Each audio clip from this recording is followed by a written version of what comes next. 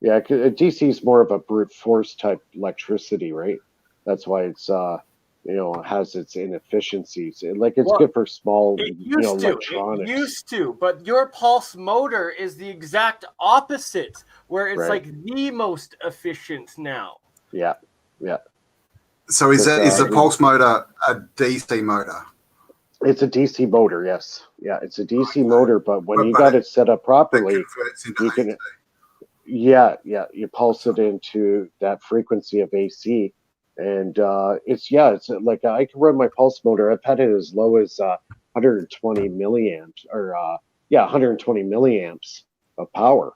That's like nothing, and Yeah. I can get high voltage back EMF off it about 160 to 170 volts, right? By So pulsing it that's up, sort of. yeah, like when you get the back EMF coming off the coil, you're going to get these spikes. And when you get it right at the right frequency and the right resistance, uh, you can get 160 volt spikes coming back, and that's what you capture. And when you capture it, you dump it into a battery or dump it into a capacitor, and then utilize it, for whatever you want to do, right? But as far as like So efficiency wise, a pulse DC pulse motor is probably the most efficient motor you'll ever see. So as far as like the pulse motor is concerned, where everybody goes wrong with a pulse motor is they're not using a spark gap switch. Okay, and the spark gap switch, if you're utilizing it properly, it basically negates the Lenz's law. Okay, So what I believe that is right. It's you have that whole circuit in resonance with itself, or very close to resonance, and then the spark gaps that you're adding in, Mike, are turning that circuit into an open higher circuit dimension yeah, endothermic reaction, where it's taking the energy out of the environment, whether yeah, it's using radio waves, sound waves, or heat waves. It's taking some sort of that energy and then adding that into the amplitude of that resonance right. frequency It's electric basically a flow. voltage doubler.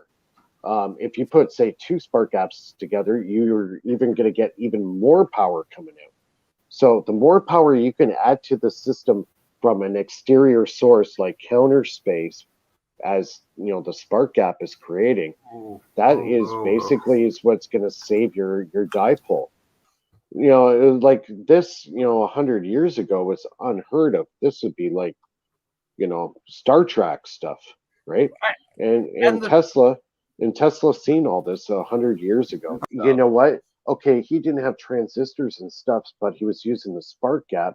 But he started realizing the spark gap. There was something really to this.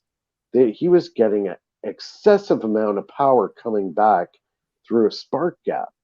And that's why his earliest Tesla coils were all rotary spark gaps, because they were bringing in such a huge amount of potential into the system that, at first he did not know, where is this power coming from? Was it coming from the antenna? Was it coming from the coil? Or was it coming from the spark gap?